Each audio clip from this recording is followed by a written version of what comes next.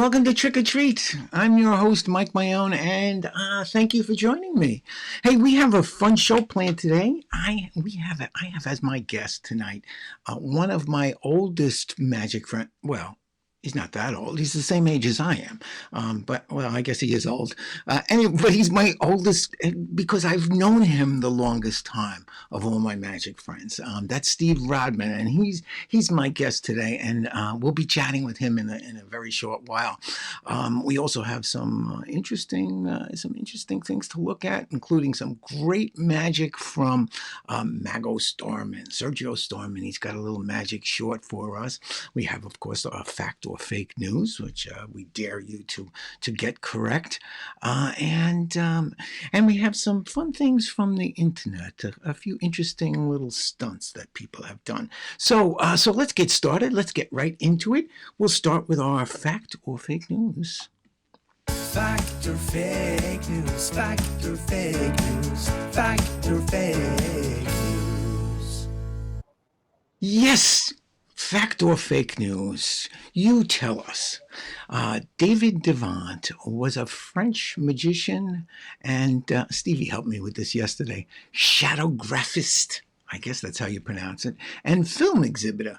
He was born in Paris, France. He is regarded by magicians as the consummate example of the suave and witty presentation of stage illusion. So is that fact or fake news? If you think you know, well, put it in the comments and we'll see. Maybe you will win this super medal.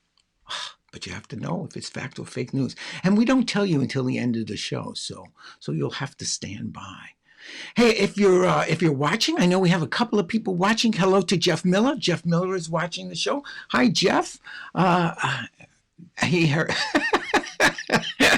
Steve, Jeff has bad news. He heard that Carol is napping. And TJ is watching. Hello, TJ. And Lisa Mazzo is watching. Lisa Hennig, excuse me. And who else? Let's see. Oh, Mark Feinstein is watching. So that's great. Well, welcome, all true friends of Steve's and mine as well. So thank you for watching. Oh, wow. We have a couple of people telling us it's a fact. And I think, yeah. 3 people say it's a fact. Well, we'll see. We shall see. We're going to hold you in suspense until later. Hey, let's take a look at a magic short. We have a magic short from, and Joe Silky's watching too. Fantastic. And when am I going to get another Alexander, Joe? Huh? I'm waiting. I haven't seen one in a few weeks now. Got tied up on another show. That's what. You're too busy. All right, well, we'll see. Anyway, let's take a look at a really cool little magic short from Sergio Starman.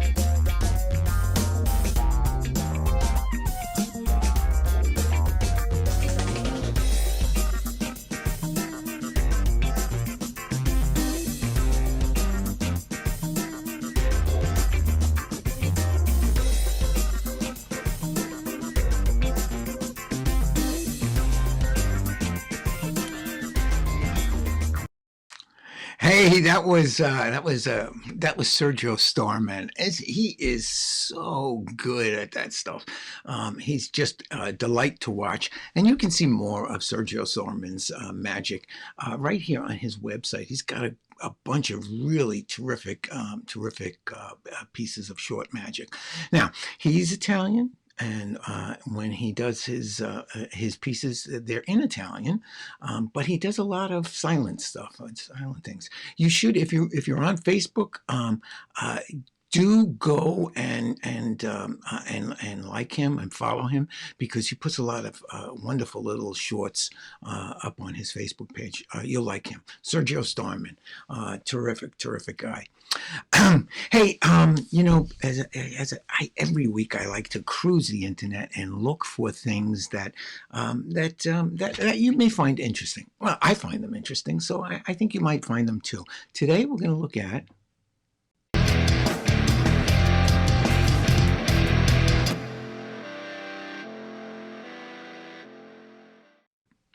Yes, we're going to look at some dumb stunts. Let's start right now. Ah, yes. Ooh, that's gotta hurt. There's a guy who is not gonna be a daddy. Oh, this guy's a smart one. I don't know. What is that about? Why? I think he would have been better off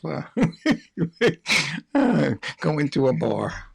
Let's see what this young kid's going to be up to. Ah, look at this. Hey, Ma, no hands.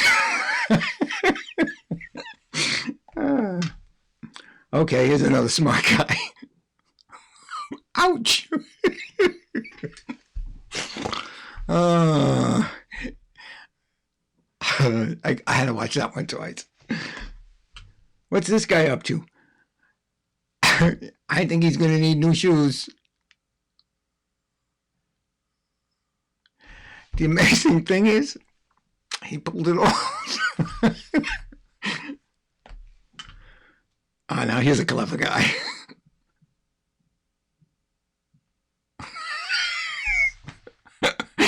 Oh, I don't know. That's just silly. That's so stupid. Here we go. Like a little bouncy ball. It's just not a good aim. Okay, what's this kid up to? Oh, yeah, let's see if I can smash the table out. Maybe he thinks he's doing like one of those magic tricks where you pull the tablecloth out and everything stays standing on the table. What is he doing? Okay, what's this? All right, I'm just gonna bang this box with my skateboard. Here we go. Around and around and around we go. Where we stop? Right there. What is this kid doing? Oh, you shouldn't play with fireworks. Okay, slide and pond time. Oh, maybe she should go on a diet. Okay, what's this kid doing? Oh, another motorcycle trick. Yeah, let's see this. Oh, he's doing a good job here. Look at that. Well, maybe not. All right, let's see. Can I just balance here? Yeah. Oh, he didn't stick to landing. The other kid is crushed. What do we have here? Oh, okay, another little gymnast. Okay, let's see. Okay, all right, and ouch. Okay, all right. Can I do this without spilling my beer? Nope. No, he can't. Okay, what about this one? Oh yeah, a knee drop. I knew how to do a knee drop. That was one of the only ones I could do in gym. I was a little pudgy kid, and I failed gym almost all the time. And in junior high school, the only thing I could do was a seat drop on the trampoline. That was the only thing. Everything else I failed at. What about this guy? Oh yeah. What's he trying? just thought he could fly down there. Okay, skateboard trick. And here we go. Oh, like a slip and slide.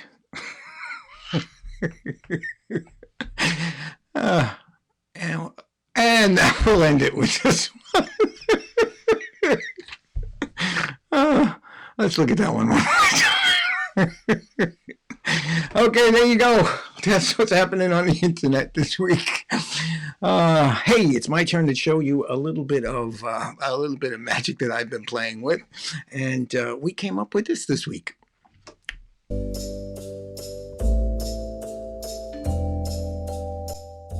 I joined my local speakers bureau. They gave me a job the first night. They said, Mike, you're going to be the official timer tonight. And they gave me these lights to use. They said it's a pretty simple job. Each speaker gets 5 minutes. When they start, you turn on the blue light. When they have but 3 minutes left, you turn on the green light. When their time is almost expired, throw the yellow switch and the yellow light will turn on to indicate they have but 1 minute. And then if they go overtime, give them the red light. That seemed pretty simple to me. Red and blue and yellow and green, switches and lamps. How easy could it be? I was ready to go. The first speaker got up. I threw the blue switch so the blue light would go on, but the red light went on. The red switch was now controlling the blue light. The green switch the yellow light, and the yellow switch the green light. We're going to have to do something about that. So what I did is I took the caps and exchanged them so that the red light was being controlled by the red switch, the blue light by the blue switch, the green by the green switch, and the yellow by the yellow switch. Okay, we're set to go. Okay, the next speaker got up. I knew what to do, just throw the blue switch, and that's what I did. Unfortunately, the red light went on. The green switch was now controlling the blue light, the red switch the yellow light, and the yellow switch the green light. I think it's time to bring a little magic into this situation. So I changed the caps back to the way they were at the beginning, with each color switch near the appropriate colored lamp. Red next to red, yellow next to yellow, green next to green, and blue next to blue. So let's see if magic can do the trick.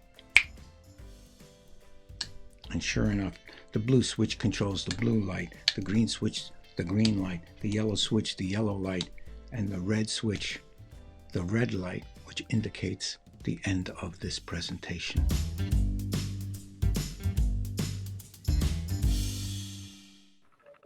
Well, I hope you enjoyed that. Hey, we are getting some interesting comments tonight. Joe is wishing Steve some good luck. Let's put that up there. He's going to be up there very soon, and so we'll throw that one up on there. Let's see. We also have Mark is saying, Steve, who will be coming up in a few moments, please don't eat. While being interviewed. And oh, look at that. TJ Tan is disappointed. He thought it was he thought it was the Steve Martin interview. The Steve Rodman interview. All right, well, I'm sorry guys. This is what we have. Oh, and let's not forget this one. You may recall that interesting guy who thought he was lighting his butt on fire or whatever he was doing. Mark Zakaria knows exactly what that is. It is funkin' underwear. Yes, it's a new kind of magic effect. And TJ, we do love Steve, and so we're going to bring him out, and we'll bring him out as I bring out my guest every week with a little bit of video intro.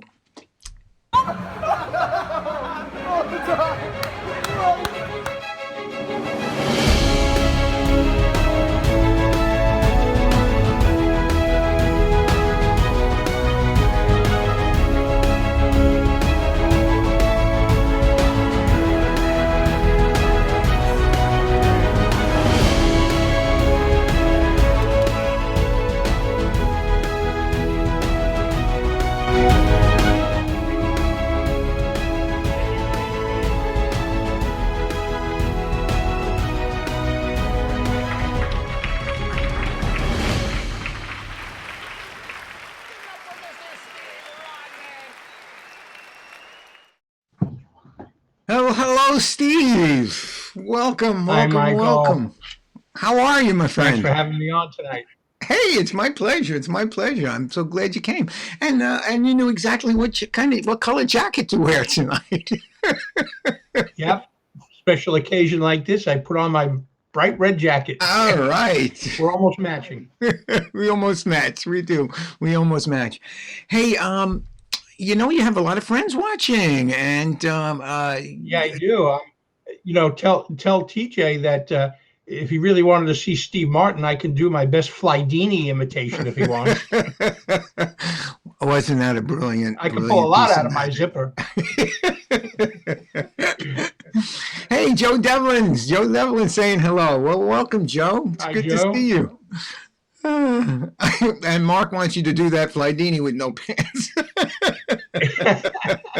No, yeah, I don't think that. No, no, Yeah, no. We don't want to see that. We don't want to that'll see cancel your show quickly. that. So, how have you been? Been good. I mean, Good. my last show was March 6th of last year, so it's almost a full year Full year. since my Goodness last gracious. show. Wow. I Wow. know Wow. Wow. It's it's yeah. been Yeah. it's really been surreal without working. It's crazy. It really is It crazy. is. It is. I got to do a And little. as because you and I both do Santa Claus, Uh that huh. was one of the things we both missed this past December was doing Santa Claus. Yeah. And hopefully this year will be a better year. I hope so. I hope so. I'm looking forward to doing Santa this year. I had a good time doing it a couple of years ago, for the first time, Yeah. and it was a lot of fun. And I know you've been doing it for several years, and you have a great Santa outfit, and you look terrific when you The do it. first, the first time I did Santa, I was 11 years old. I guess you It was didn't at use it. It wasn't a real beard then, huh? no, it wasn't. But I've been doing it pretty much almost since my like early 20s. Uh huh. Wow. I didn't know you did it that long. Yeah. Wow. Yeah. I even used to do it a few times at mall shows with Michael Bongar when he would produce his show and he would bring me in as Santa Claus and I would be doing magic as Santa Claus. Uh huh. Well, they work together great, actually. I think they do anyway. I think they work Yeah. together terrific. Hey, we have a bunch of pictures to look at together, and I want you to tell me what these pictures are about and Okay. where they come from. And some of them I recognize because I took them. So Yeah. so we'll look at them together, and let's take a look at this one. That I didn't. Yeah. Funny story. Yeah. Funny. No, you didn't take that one. I was about 18 or 19 in that picture. It was funny thing about that jacket, that's an Edwardian jacket, which was the style back in the late 60s, or late 68, early 69. The trend lasted about as long as the Nehru jacket did, which Not was too long. about 6 months. And so I went into a tuxedo shop in Hempstead and I bought that in white and I bought one in black. The problem with it was because it was Edwardian is double breasted, I couldn't do any No top doves, it. Yeah, yeah, you know. yeah. It's Yeah. very So I limited. switched back to a regular tuxedo right after that. But it Oh, looked good in the smart. publicity picture.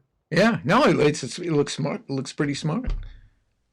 A little bit That later, was in he. my early 20s, and that was my attempt at mirroring Channing Pollock, who posed like that, which was he was my idol because I saw him perform on the Andy Williams show when I was about 15, and he did Doves and Cards, and the cards blew me away. And in my early 20s, I guess my late teens, I started wearing tails, and that's a pose right out of Channing Pollock's pictures.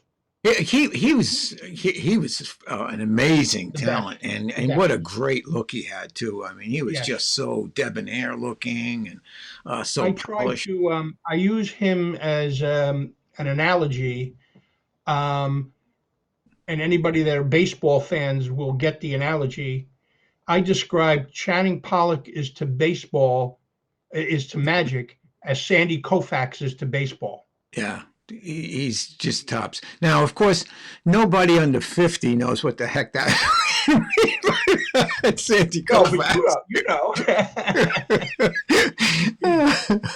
Well, there might be a few people in there over 50 watching tonight. Yeah, yeah. TJ wishes he got to see Channing, as do I. That he's a performer I did not get to see perform live. I have a video of him. I never saw him live, but I've seen him on TV, and I have video of him. How did you get started in magic, Steve? Well, the story is, I usually tell people the official that my father got me a magic kit when I was about 13, but I actually started before that. My father used to work in a toy store when I was between the ages of 10 and 13, and he used to bring home from the toy store little tricks made by Adams. Oh, And he sure. used to bring home puppets, and in the neighborhood, I would put on a puppet show and a magic show.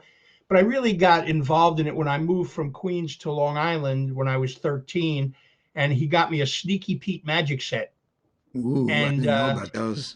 that was the start of it. Yeah. I haven't stopped since I was 13. Yeah, that's amazing. It really is. And it's not an uncommon story. A lot of people have started with the little magic set when Yeah, they're yeah. teens. Yeah. And then I guess when I was about 14, I found the Fun and Gift Shop in Hempstead. It was like the only magic shop around. The owner was a guy named Jackie Fields, and he was an old vaudeville magician. And I started to work for him part-time. And it wasn't until a few years later that I found Tannins. I found Tannins even after I found Circle Magic, which was owned by Lou Tannen's brother, Mike Tannen. Oh no, I didn't know that. Yeah. That was Circle Magic was a little concession stand inside of an amusement pinball gallery in Manhattan. And then I worked my way up. I worked at Tannen's for a while. And that picture. A funny story about that picture. I actually had that tuxedo made for my first wedding so that I could wear it to perform in after the wedding. Two birds with one stone. Nothing wrong there. No, I wore that for many years. It was great. Yeah, that's very 70s. You notice the open collar and all that. Yeah, I know. It's amazing how style has changed, isn't it? Absolutely. Hey, I absolutely love this picture because it brings me back to a time when I worked for the Long Island Railroad. This is I recognize the location as Penn Station. This is probably, I'm going to guess this is right in front of the waiting room, or where the waiting room is, at the base of the stairs, the escalator that takes you up to 7th Avenue. Right. Interestingly enough, and I don't know if nobody's probably watching who would know anybody in this picture aside from you, but there's a guy that's almost directly behind you, maybe at 1 o'clock, and I used to work with him. I believe that's a fellow by the name of Kevin Cantwell, who I think is the guy who introduced us to each other a million years ago. I had a magic shop in a concession in one of the stores in Kings Plaza Shopping Center in Brooklyn. And he lived in Brooklyn, and he came in and he became a customer of mine, and he introduced me to you when you worked over in the Sutphin Boulevard, wasn't it? Yep, Jamaica. Yeah. Right. And he was a member of the Long Island Mystics for a while, and he had one of the best card and rock routines ever, because at the time the pet rock was popular, and he used that to do card and rock. It was great. He was a funny guy. Yeah, he was a character. He was definitely a character. Yes, now, Joe thinks that might be actually John Ferrantino in that picture. Could that be? It is John Ferrantino. And actually, when you introduced John last year, you interviewed him. John had the same picture, although I was in the background and he was performing. Oh, no kidding. This one now, because I was the MC of this show. And so that's him in the background getting ready to do his stunt. He's over to the right though. He's not in the suit jacket. No, he's wearing an apron. He's wearing an apron. The guy in the apron is John, right? I was doing color changing silk in that picture. Wonderful. So I was getting ready to introduce him, I think. Great picture, great picture. Now this I recognize because this is when we actually first got to meet each other. Yes, when You came to my dad's. after I met you at the Long Island Railroad, Right, right, then right. I needed some pictures taken, and uh, that is Laurie Sue in that picture. I met her in 1978. She was my assistant for a while, and yeah, that's her in the zigzag, and Yeah. that was you can still see it's the late '70s. I still wear the open collar and all that You hair know, hanging out.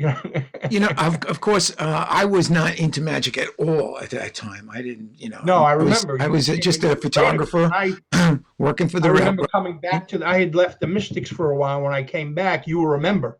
Uh huh. Yeah, yeah. It was years later.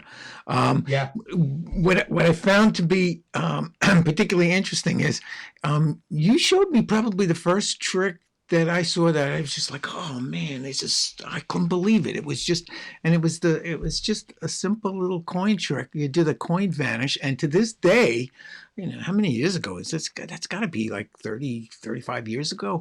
I yeah. I'll tell remember. you when it was. I met you in 1975. Yeah, so it was a long, long time ago, and I still remember being wowed by it was probably a French drop or something, but it was amazing, and I still remember it. Cool. Yeah. Oh, there's another one from that same shoot. Now, was this your No, illusion? that was made and it belonged to Glenn David. Glenn David, he came along with us that day. He came. Yes, he did because it was Yeah, his illusion. yeah, it was his illusion. He made some beautiful illusions. I remember he Yes, also he had did.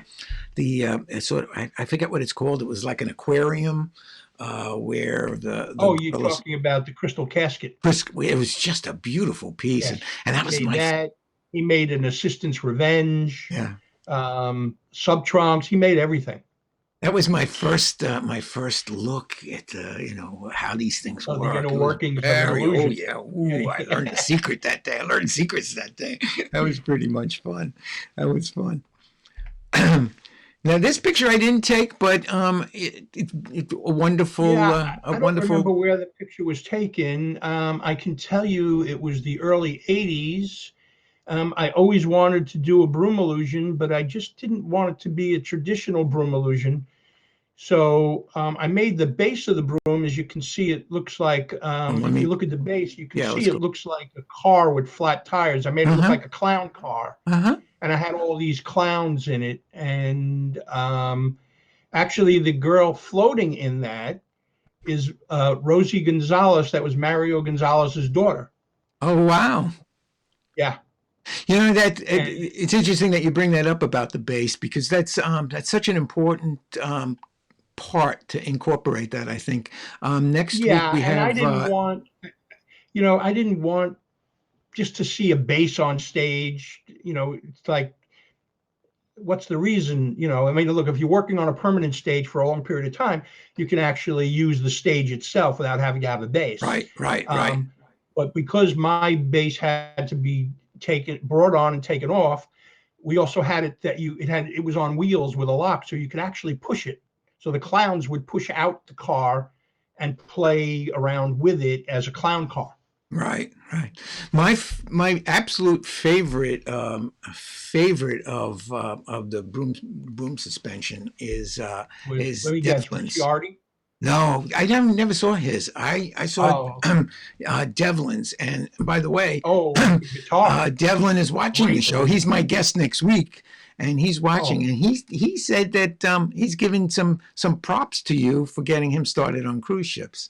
So yes, I did. Actually, it was um, I can't even remember how long ago it was, but it had to be very early '80s. Uh, Russ Merlin, also known as Russell Feig, and I were putting together performers on cruise ships, and we made videotapes and stuff. We had Joe Monte as one, and yes, we got Joe pretty much started doing cruises, and then he just ran with it, and he made a great career out of doing cruises. Yeah, yeah. And he's my guest Up next until the week, so pandemic, of course. that's going to be a good show. Mr. Devlin says that it was 1984. So, Okay. Thanks, Joe. now, is this is she the is who is this? She looks familiar. I don't know. That might be just a regular shot with a Ray. Oh, I know who that is. I'm sorry. That's Ray Grimm's wife. Ray Grimm's wife. What's her first name? Yes. I can't remember. She is such a sweetheart, and I can't remember her name. I feel bad. Yes. That was, I did that at the Mystics dinner. That was an old act I used to do in the late 70s, early 80s. It was more of a magical act than for lay people. It was themed. I did it originally with Linda Harkins, who was a Mystics member many, many years ago, where I was the magician and she was the assistant. And as the act progressed, she progressively got drunker and drunker and drunker. Oh, so funny. And I wanted to bring the act back. And I asked Ray's wife to do it for me. And she came over to practice and we did it for the Mystics dinner. Oh. And she would be the perfect person because she's a terrific Erin actress. was great. Yeah, she is such a talented. I took some pictures of her and Ray, and in the studio, and they were great. Hey, I recognize this guy, and why are you with him? Well, that was taking place 2 years ago. David had I forget which museum it was in New York, but it was near the Museum of Natural History. And they had a whole magic collection, and David sent all the exhibits from California.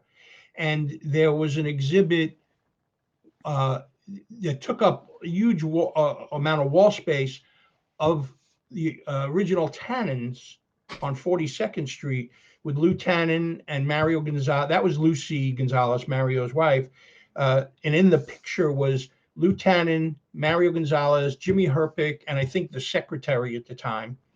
And David has that picture and he blew it up to like wall size. The Jewish Museum. There you go. I don't think it was the Jewish Museum. Maybe it was.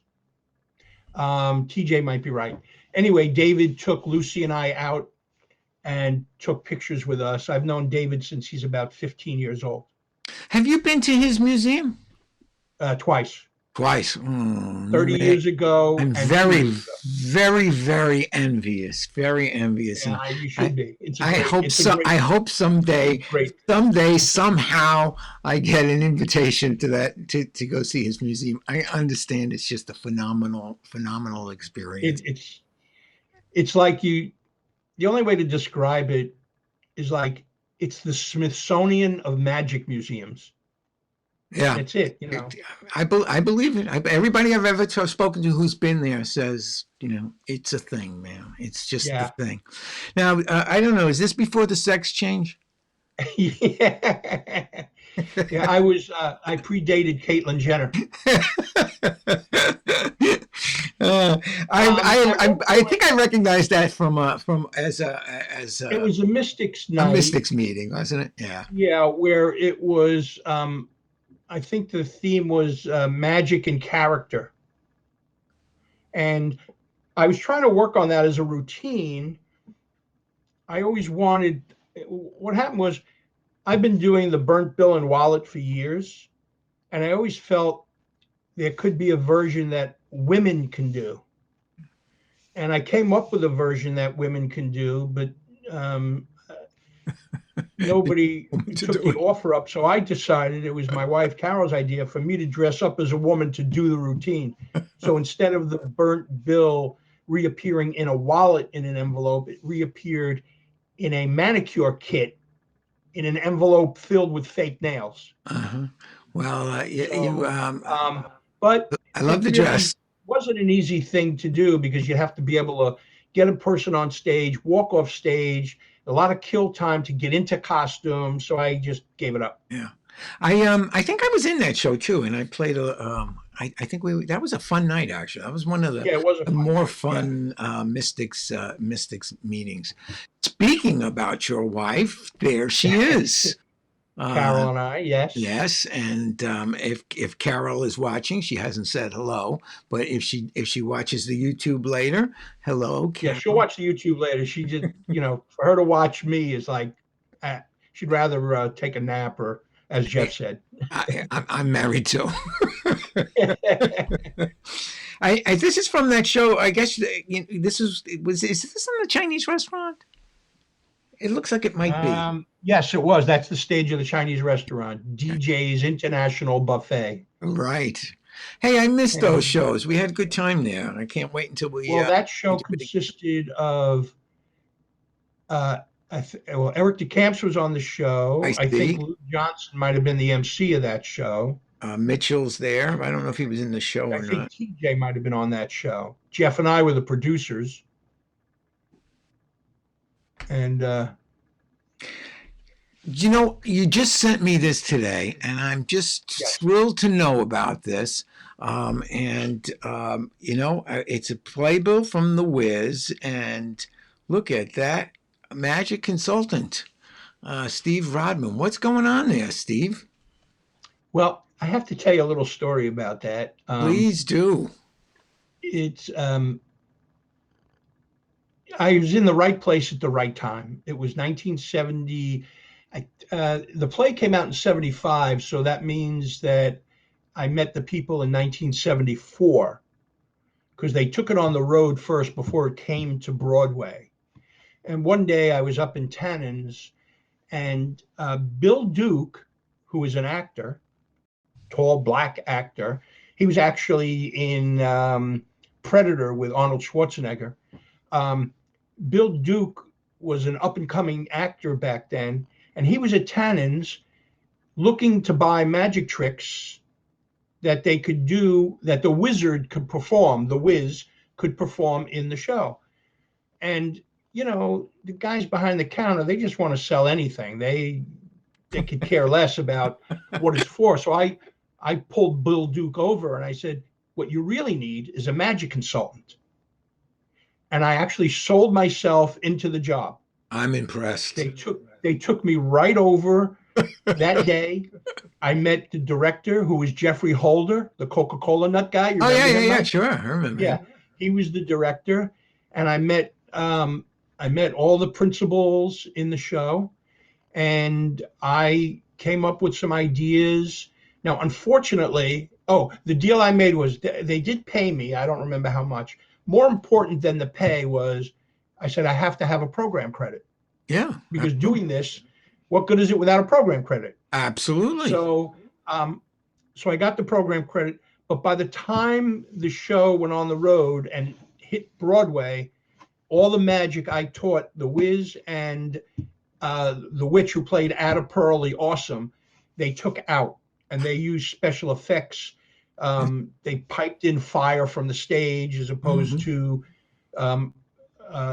Max Landano. I had hired him to come up with, this was before Fickle Fire ever came out with Fire from the Hand. Max Landano came up with a version, but you couldn't relight it, so it was only good for one shot. And there was a scene that when the Wiz says to the Scarecrow, how about a little fire, Scarecrow? And so they just used piped in fire from the stage. Anyway, didn't matter. I got paid. I got the credit. I got 2 free tickets in producer seats to see the show. And then, this is the funny, because TJ said to me, am I going to hear a new story tonight? I don't think he's heard this one. I was friendly with David Copperfield at the time. So I was 24 when I did this, and Copperfield is like 5 or 6 years younger than me. So he called me up. He had been the magic consultant to Ben Vereen and Pippin. Okay. But he never got a program credit. He called me up and he was like, how did you get that? How did you get that? You got a program credit. I'm so impressed. And look at where he is now and look where I am. Well, if I have one thing to say, it's don't tell the whole story. Don't tell about him dumping your tricks. Oh. Hey, in addition to being magic consultant, you also ran some conventions. This one, Magic on Manhattan, I happened to attend. Um, and what's the deal? What Okay, was well, that all about? before I did Magic on Manhattan, Mario Gonzalez and I did 6 conventions up in the Catskills called Magic in the Mountains. Uh-huh. And then I stopped doing it with Mario, and then he did 4 more with Mike Avalon.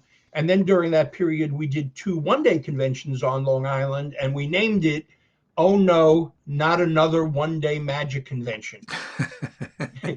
We did 2 of those, and then in 1997, uh, me along with Carol and John Harrison, we produced Magic on Manhattan. The first one was at the Manhattan Center, um, where I forget the name of the ballroom, but um, we took over the whole Manhattan Center, and then we did 1 downtown.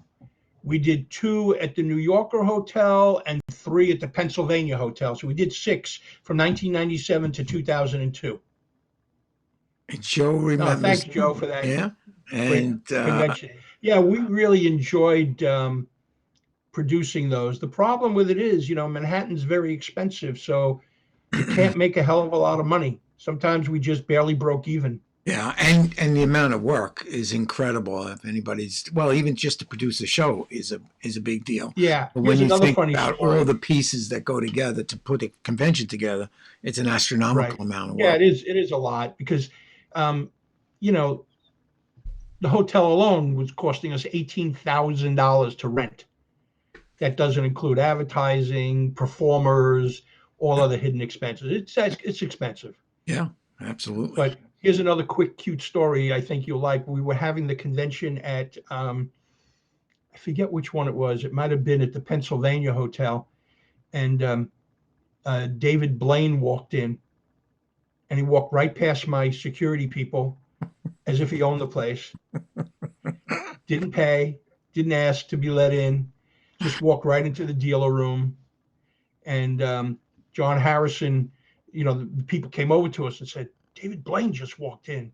And John Harrison sent our security guard to escort him out because he wouldn't pay. So we have the uh, that in our belt that we kicked David Blaine out of our convention. There you go. But the SAM did it to it also. They wouldn't let him in either. I heard that's kind of his MO, isn't it? Yeah, well, Yeah. Let me we show might you. have let him in if all he had to do was call and be a gentleman and ask. Of But course. Yeah. hey, it was fun kicking him out. Yeah. Of course, we have the Parlor of Mystery on Long Island, and we've had a number of shows there. Of course, we haven't had any since last April, Wow. and you've performed there a number of times, and of I course, we love take pictures. performing at the Parlor of Mystery. I think it's one of the best venues for magic around. It's great. Thank you. It is one of the best. Even though it was me and Joe Silky and TJ and Ted and Terry Right. put this together. It is a fantastic place to work, and everybody. And I love working there. It Yeah, really is it's great. a It's great. intimate. Yep. Yeah, you guys do a great job running it. Thank So you. I can't wait for it to come back. Yeah, and we took a couple of interesting pictures of you there, and this was a terrific routine. This first time I saw you do that, and then of course this is another terrific routine, and just Oh, some fun I love pictures. that book test. Isn't that a great book test? Great book. That's Sean's, isn't it? Farquhar's. Sean Farquhar's, yeah, Yeah, that's the yeah, Sherlock Holmes book test. yeah. Yeah. And then I think I have one more here. Yeah, and you did some close up for us Yes. at that show. We I've also done have close-ups intermission. as myself and as Santa Claus one year. That's right. You've done it more than once. I didn't even Yeah. remember that. We've had so many shows there at this point. It's nice. Hey Lisa, thanks for the comment. She has been to the Parlor of Mystery several times and says she loves the theater, and thank you, Lisa. It's a fun place, and we hope to get it open, and you can come back soon. And you were also the president of the Long Island Mystics at least Yeah. once, maybe a couple 2 of times. years. I don't remember the years, but that's the plaque that they were giving me. Yeah, and that's Look at how young Jeff looks. yeah. Look at all the hair he had there. Look at I know. that. I wasn't going to bring that up, Mike. I'll let you do it. On that. I think he might have. I think he might have bailed already. So we can say whatever we want. Okay. But Jeffrey, a jet of gratitude, just a little note. He sent me a slew of pictures and some video. The video that Yes, we he used at did. the I wanna beginning thank him for that. was Yes. provided by Jeff. That was great. And so thank you, Jeffrey. We appreciate that. And you also do stand-up comedy. And here you are at the brokerage, I think, in Yeah, Long that Island. was the night of the we took the class, Right. We took the class and with that was the night of the show. yes, and who let's see, Yeah. Peter Bales and Peter Bales Rich and Rich Walker Walker are the and teachers Steve there. Lazarus. Right, and and let me just give them a little free publicity here. Anybody who's watching wants to be a stand-up comic, a stand-up U or stand-up university. It's a great place to learn a little bit of comedy, and it's good for magicians because it frees us. They make you. Much to my chagrin the first time, put your props down and learn to do a little bit of comedy without relying on something in your hands. And it's hard. I don't have to tell you. You took the class too. I took the class. I took the class twice. It was just wonderful. It is a wonderful class. It is a wonderful class. And here you are now. This time you're actually doing a show. I think this show was called WTF. And I happened. Oh, that was one of the shows I did with TJ. Yeah, and exactly. Aaron Weiss. That's Aaron right. Weiss. Right. Yes. And another shot of me doing Silk and Egg. That's I never realized how many times you do. I'm saying to myself, geez, what's the only video I can find here? I know. Why'd you have to do that on King Henry?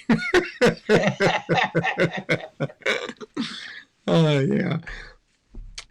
And two pictures that I took of you in the studio. And a lot of people don't know it, but I, in addition to taking pictures of my friends when they perform, I also used to be a professional photographer and had a little studio, and would take. And I still, from if I can have my arm twisted, only by my friends, will take pictures in my studio of them. And this was a couple of pictures we took a few years ago. Let's see, because I did your daughter's graduation party. Yeah, and you took the pictures. I think right after that. Oh, did we? Yeah. So how long ago did your daughter graduate? Was that Victoria? I think it was Sam. Samantha. Yes, I think it was Samantha. So that's going back. Whenever she graduated high school, that's how long those pictures were. That's a long time ago. That's a long time ago. And what's this is this looks like another. This was one of the shows that I produced. You've been on one of my shows. Oh, at the restaurant. This one was at. I can't believe the name escapes me. It's in Valley Stream. Anyway, Bill Krupskis was a regular there doing magic, close-up magic, like once a month. And the show that night was me, Jeff Miller, and Tugboat Manny, the comedian. Yeah, Tugboat is he's getting around quite a bit. He's been working real hard at it. He started at the comedy class. Yeah, I know he did. He just keeps on going. I give him lots of props because he keeps at it, and he just works very, very hard at it. He's it's just great to see him work so hard at it. Now he's a funny guy. We mentioned already that you do Santa, and here's a picture of you doing Santa, and we can see. Now you have more than one Santa outfit, so you do a variety of Santas, I believe, because that's not the one that I saw you in last time. That one is my Santa workshop Santa, Uh-huh. Not to be confused with the picture next to it where I'm playing Dumbledore. Right, right. You also play wizards. That's right. Right. Dumbledore and the I wizard. started out doing wizard magic in the middle to late 70s as Merlin. Uh-huh. And when Harry Potter came around, it was just an easy transition to go from Merlin to Dumbledore. I just had a new costume made, but that wig, beard, and mustache set I actually had made by Bob Kelly, who used to make cosmetics and make wigs and beards for Broadway. In 1979, I still use that set. Oh, well, that's what happens when you get something good. Yes. Yeah, when you buy a quality product, that's what happens. Hey, I'm going to Right. show my absolute last picture, and then we'll let you do a little trick or treat for us. And this has got a funny story about this picture. It's my favorite picture that I took of you. It's my favorite picture too. I use it. The drama of the picture is just so great, and you can tell everybody that it was an accident. It was an accident. The flash This is didn't go off. right. The flash didn't fire. So the picture didn't turn out the way it was supposed to. It turned out so much better. Yeah, it turned out so much better. I love that picture. Yeah, it's one of those. Hey, Gary Brown just says hello. Hey, Gary, good to see you. Hi, Thanks Gary. for joining us, Gary. So you know the show is Trick or Treat. So have you a trick for us or a treat today? Well, I decided I wasn't going to do a trick It's okay. because you've got a lot of magicians that are just constantly doing tricks. Mm-hmm. And since I've dabbled in comedy, I used to tell a lot of jokes. Okay. One of the things I forgot to mention, I'll mention briefly, that over the course of my career, I performed at 9 Tannins Jubilees. Wow. On Thursday nights, Friday nights, Saturdays, and a Sunday. I've done 9 of them. But every year, Bob Elliott used to run the close-up. He would always ask me to MC one of the close-up rooms. There was 4 or 5 different close-up rooms. And oh, thanks, Kathy. So whenever I would MC and one of the acts was a little late from coming from one of the rooms, a lot of other magicians that would MC would do a trick. And I didn't want to compete with the guys that were actually there to do that. So I just used to tell jokes. Mm-hmm. And this is one of my all-time favorite jokes. I've been telling it since like my early 20s. And I don't know how common it is out there, but it's one of my favorite jokes. All right. Well, I'm going to give you the full screen then, and you can tell us all your favorite joke. Okay. So one year the Pope came over to America to do a tour, and he flew into Newark Airport, and they had a car waiting for him. And the Pope goes up to the driver and he says, "Listen, I'd really like to drive." And the driver said, "Well, okay, that's unusual, but go ahead."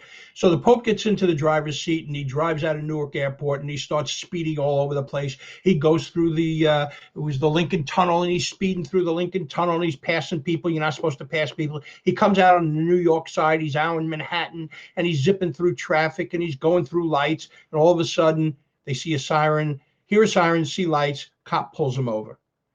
The cop gets out of the cop car and he walks over to the car and he sees it's the Pope. He says, "I'll be right back." He goes back to his squad car and he says, calls his precinct. He says, "Sarge, what do you do when you stop somebody for speeding and they're really important?" And the sergeant says, "Important? You mean like the mayor?" He says, "No, he's bigger than the mayor." He says, "You mean like the governor?" He says, "No, he's bigger than the governor." "You mean like the president?" "No, he's actually bigger than the president." So the sergeant says, "Well, he's not the mayor, he's not the governor, he's not the president. Who is it?" The cop says, "I have absolutely no idea, but the chauffeur is the Pope."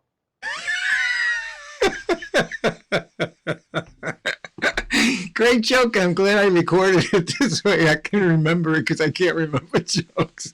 Well, thank you very much. Hey, Steve, thanks so much for joining me today. It was so great to chat with you. I know we talk a lot, but I don't get a chance to hear all the stories, and I enjoy looking at the old pictures with you. Mike, I got tons of stories. I'm just sorry that it was only 45 minutes long. but I might have put other people asleep. So it was Well, perfect. we'll do it again then. Thank you. All right. Well, Thanks for having hey, me, Mike. thank you very much. Have a great rest of the week. And if people want to get in touch with Steve, this is his website. You can go and contact him there, and I'm sure his email address is connected there. So do go and say hello. And thank you, Joe. I'm glad you enjoyed the time with us. Hey. Before we say goodnight, I just want to let you know we had a fact or fake news, and so let's take a look at that. Fact or fake news, fact or fake news, fact or fake news. So, was David Devant a French magician, satographist, and film exhibitor? He was born in Paris, France, was he? He is regarded by magicians as the consummate example of suave and witty presentation of stage illusion. Well, I have bad news for you, folks. That's fake news, totally fake news, nothing but fake news. Yes, it was. Some of it was correct. He was a witty and wonderful presenter, but he wasn't French. No, he was an English magician. So there you go. Something. I hope you learned aside from all the things we learned about Steve Rodman today. So hey, I thank you for watching. Gary Brown, thank you for watching. Mark and Lisa, thank you for watching. And Catherine, thank you for watching. Glad you enjoyed the interview. Devlin, we'll see you next week. Devlin is my guest next week. So come back same time next week, 7 p.m. on Tuesday. I think you'll enjoy the show. I know you will. So enjoy the magic till then.